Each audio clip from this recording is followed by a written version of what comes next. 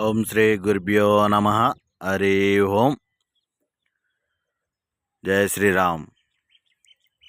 మరుగుమందు. ఈ మరుగుమందులో రెండు రకాలు. ఈ రెండు రకాలు చూడండి.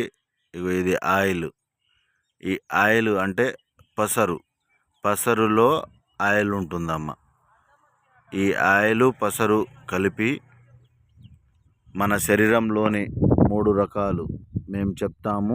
ఆ 3 ఈ ఆయిల్లో కలిపి బట్టలకు కానీ, చెప్పులకు కానీ, ఒంటికి కానీ, తలకు కానీ, శరీర భాగాలకు ఎక్కడైనా సరే పూయడం.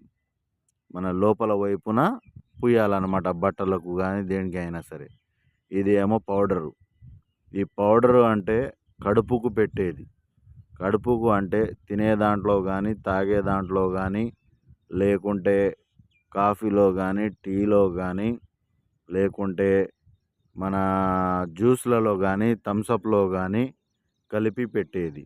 ఈ మందు పెట్టడం వలన మనకు మన మాట వినని వారు మన మాట వినే విధంగా మారిపోతారు. మన చెప్పు చేతుల్లోకి వచ్చేస్తారు. మనం చెప్పిందే నడుచుకుంటారు.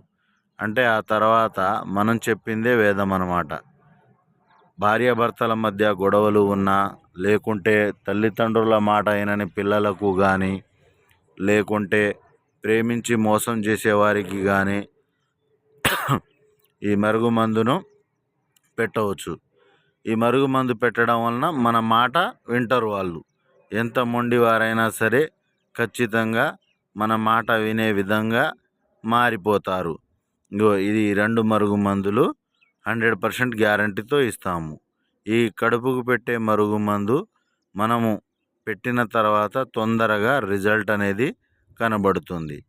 ఈ పూసే మరుగుమందు వచ్చేసి కొద్దిగా టైం పడుతుంది, లేటుగా పని అవుతుంది. కానీ ఈ పూసే మరుగుమందు గురుగారు ఇట్లా పూసే మరుగుమందు ఏదైనా పూసినప్పుడు కనబడుతుందా అని చాలామంది డౌట్గా అడుగుతున్నారు.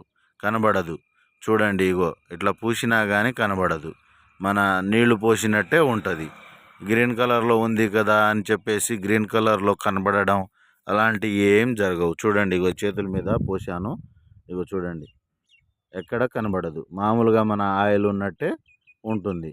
మనం ఇచ్చే ఈ మరుగుమందు 100% గ్యారంటీతో ఇస్తాము.